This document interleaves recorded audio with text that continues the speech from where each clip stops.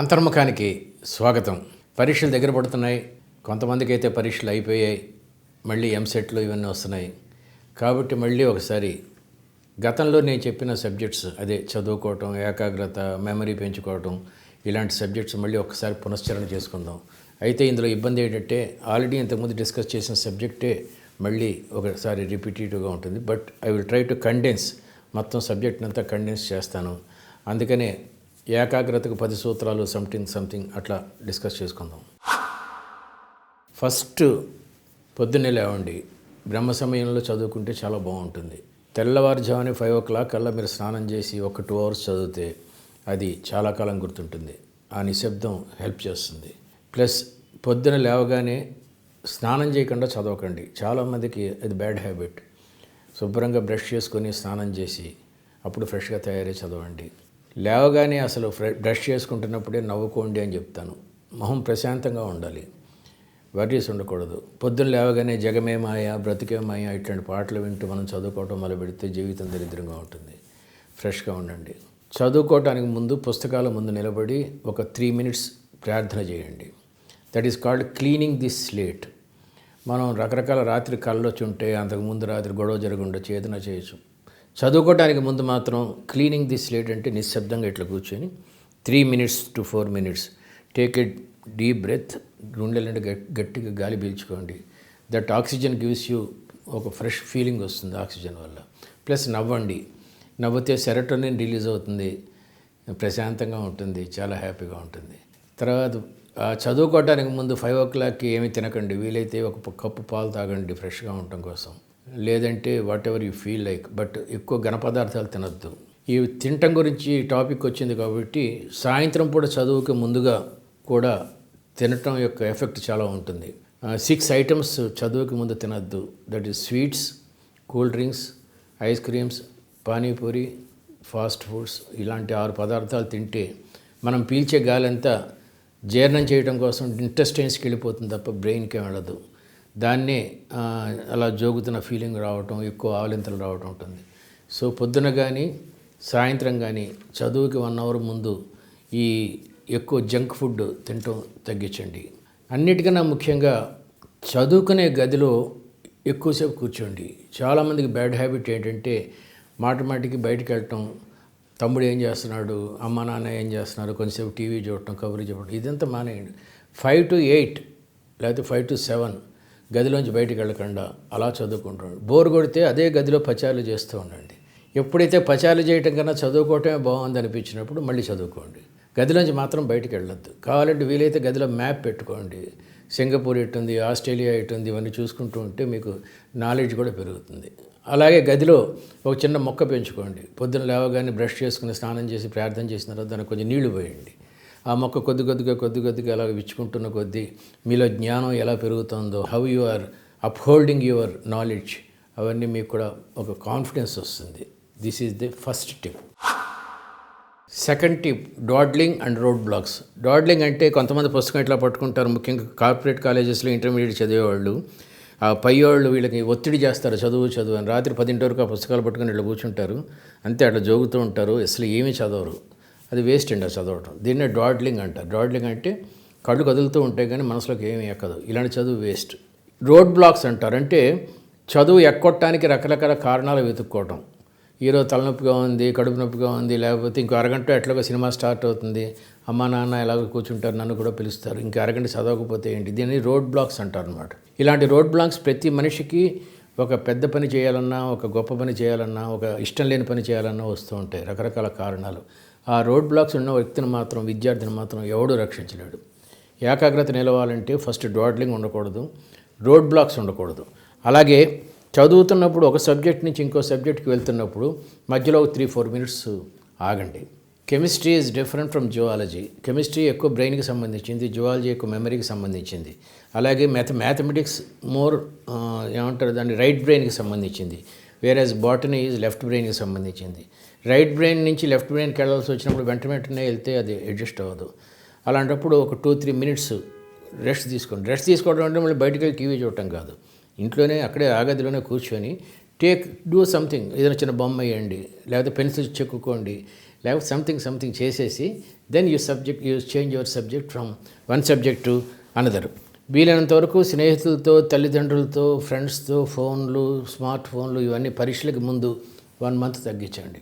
The more you talk, the more you waste your energies. ఈ neuro transmitters ఉంటాయి బ్రెయిన్లో, అవన్నీ ఎక్కువ షాకిల్ అయిపోతాయి. అయిపోయినప్పుడల్లా మనకి బ్రెయిన్ ఎక్కువ న్యూరాన్స్ని మర్చిపోతూ ఉంటుంది.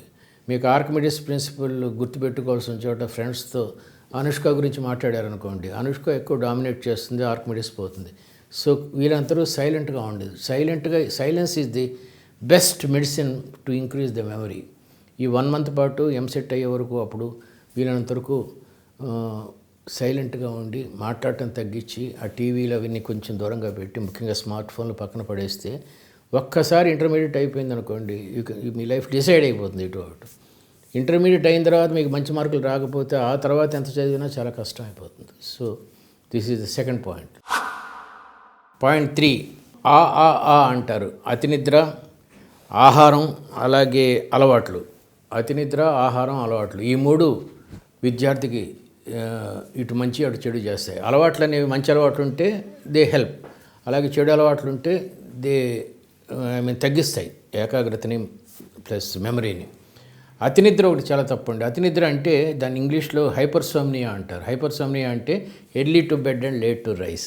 ఇది ఎక్కువ సాంబార్లో ఎక్కువ పోపు వేసుకొని, ఇడ్లీలో బాగా ఇంత నెయ్యి వేసుకొని తినే వాళ్ళకి ఇలాంటి అలవాట్లు ఎక్కువ వస్తాయి అన్నమాట. కొవ్వు పదార్థాలు బాగా తగ్గించాలి.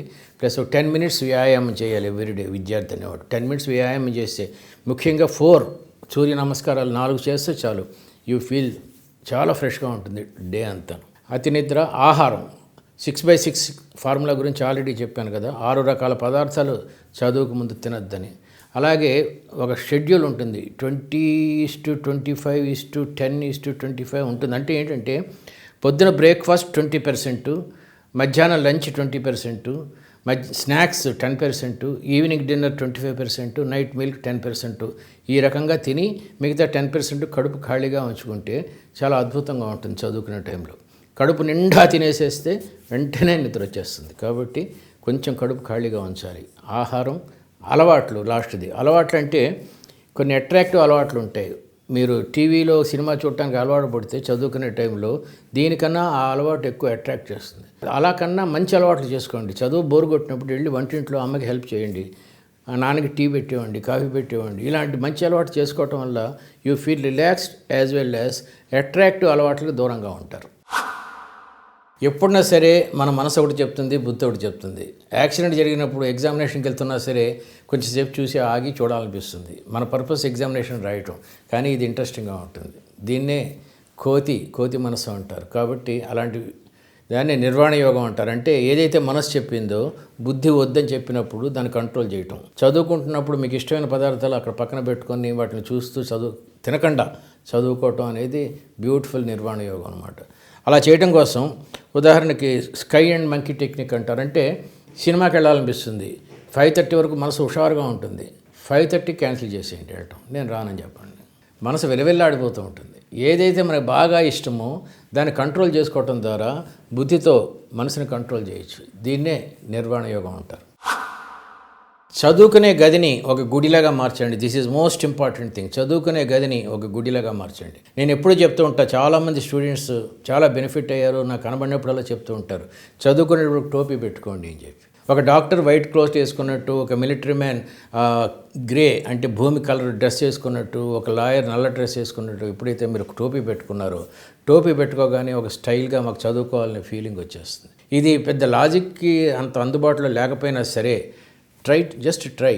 టోపీ పెట్టుకోండి. గుడికి వెళ్ళగానే వాడు శటకోపం పెట్టినట్టు ఒక టోపీ పెట్టుకుంటే ఒక పవిత్ర భావన వస్తుంది. అలాగే చదువుకునేది ఇప్పుడు కూడా చూడండి, వాసన ఏదైనా సెంటు రాసుకుంటూ ఉంటే ఆ గుడిలో వెళ్ళినప్పుడు ఒక కర్పూర వాసన వచ్చినట్టు, ఒక అగరత్త వాసన వచ్చినట్టు, ఈ సెంటు వాసన వస్తున్న కొద్దీ మీకు ఒక గుడిలో ఉన్న ఫీలింగ్ ఉంటుంది. అలాగే చదువుకునే పుస్తకం మీద మాత్రమే లైట్ పెట్టుకున్నట్టు చదువుకోండి. గర్భగుడిలో దేవుడి దగ్గర తప్ప ఇంకెక్కడ లైట్ ఉండదు. అలాగే పుస్తకం సరస్వతి మీద మాత్రమే లైట్ పెట్టుకొని చదువుకోండి. ప్లస్ ఎప్పుడు చదువుకున్నా సరే స్నానం చేసి అప్పుడు చదువుకోండి. చర్మం స్నానం, గుడి గోపురంలో అదేది శటకోపం తల మీద, ప్లస్ గర్భగుడిలో లైటు, వాసన, కర్పూరం, ఇలా పంచజ్ఞానేంద్రియాలని రకరకాలుగా కంట్రోల్ చేస్తే ఐ అష్యూర్ యూ ఒక్కసారి చదువుకుంటే మీ కంటతో వస్తుంది. ఓయమ్మ నీ కుమారుడు సిరికించప్పుడు శంకు చక్రయుగమున్ లావొక్కింతయి లేదు ధైర్యము విలువలేదు పూత మెరుంగులను పసరపోప బెడంగులు అటజని కాంచె భూమిసురుడు ఆపురి బాయకుండు మకరాంక ఇలా 100 పద్యాలు నేను ఇప్పుడు చెప్పగలనంటే నేనేం పెద్ద చదువుకున్నాను కాదు, కానీ మా ఫాదర్ నాకు నేర్పిన విద్య ఇది. చదువుకుంటున్న గదిని ఒక గుడిలాగా మారుస్తే ఏం చదివినా సరే వెంటనే గుర్తుంటుంది. చదువుకునే ముందు రాత్రిపూట, ముఖ్యంగా రాత్రిపూట ఒక అరగంట చదివిన తర్వాత బోర్ కొడుతుంది కదా, అప్పుడు టీవీ చూడకండి, ఇంకేదైనా పని చేయండి. అంటే బ్రెయిన్కి సంబంధించిన ఎక్కువ ఒత్తిడి ఉండే ఏమీ చేయొద్దు. వీలైతే కబుర్లు చెప్పండి, ఒక 2 నిమిషాలు 3 నిమిషాలు మీ ఇంట్లో వాడుతూ మళ్ళీ చదువుకోండి. ఎప్పుడైతే మనం బ్రెయిన్కి సంబంధించిన విషయాలు ఎక్కువ ఇన్వాల్వ్ అయ్యామో అప్పటి వరకు చదివింది పోతుంది. దీనికి ఇంకా కొంచెం మంచి ఎగ్జాంపుల్ చెప్తా. ఎలక్ట్రోమాగ్నెటిక్ వేవ్స్ అంటారు. అంటే ఉదాహరణకు మిమ్మల్ని ఎవరైనా నీ పేరు ఏమిటి అని అడిగారు అనుకోండి, ఆ ప్రశ్న నీ చెవిలోంచి లోపలికి వెళ్తుంది, ఆన్సర్ నోట్లోంచి బయటకు వస్తుంది. ఈ చెవిని జ్ఞానేంద్రియము అంటాం, నోటిని కర్మేంద్రియము అంటాం. అలాగే ఎగ్జామినేషన్లో నువ్వు క్వశ్చన్ పేపర్ చూడగానే జ్ఞానేంద్రియం ద్వారా ప్రశ్న లోపలికి వెళ్ళి న్యూరాన్స్ అన్నీ స్పందించి ఎలక్ట్రోమాగ్నెటిక్ వేవ్స్ ద్వారా ఆన్సరు కర్మేంద్రియం రాస్తుంది. ఈ ఎలక్ట్రోమాగ్నెటిక్ వేవ్స్ డిస్టర్బ్ అయిపోతాయి. అందుకని ఎక్కువ ఇన్వాల్వ్ అవ్వకండి టీవీల్లో వాటిల్లో పరీక్షలకు ముందు. ప్లస్ పడుకోబోయే ముందు 10 నిమిషాలు చదువుకోండి, జస్ట్ 10 మినిట్స్. ముందు చదువుకున్నారు 1 గంట 2 అవర్స్ అంత బుర్రలోకి ఎక్కింది. భోజనం చేయండి, డిన్నర్ చేయండి, అమ్మ నాన్నతో కొంచెంసేపు ఈ పరీక్షల ముందు కొంచెంసేపు మాట్లాడండి. మళ్ళీ ఒక్క 5 మినిట్స్ అలా తిప్పేసేసి పుస్తకం పక్కన పడేసేసి వెంటనే నిద్రపోండి. పొద్దునకి అది పెర్మనెంట్ అయిపోతుంది. ఇది ఒక టెక్నిక్. పరీక్షలకు ముందు ఎలా రాయాలో కొన్ని టెక్నిక్ చెప్తా. పరీక్షల ముందు 1 అవర్ ముందు నుంచి మాట్లాడటం మానేయండి. 1 అవర్ ముందు నుంచి మాట్లాడటం మానేయండి.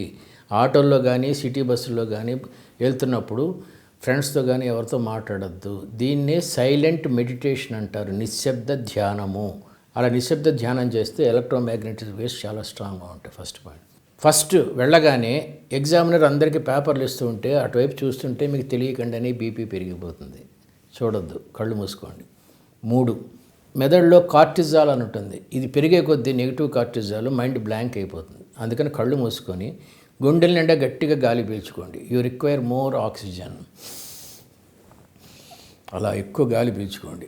నెక్స్ట్ పాయింట్ ఏంటంటే, ఒక కరాటే ప్లేయర్ యుద్ధభూమిలోకి దిగేటప్పుడు హా హూ హా అంటాడు కదా, అలాగా మీరు కూడా ఎక్సర్సైజ్ చేయండి స్లోగా. This gives you mental and physical relaxation examination రాయబోయే ముందు.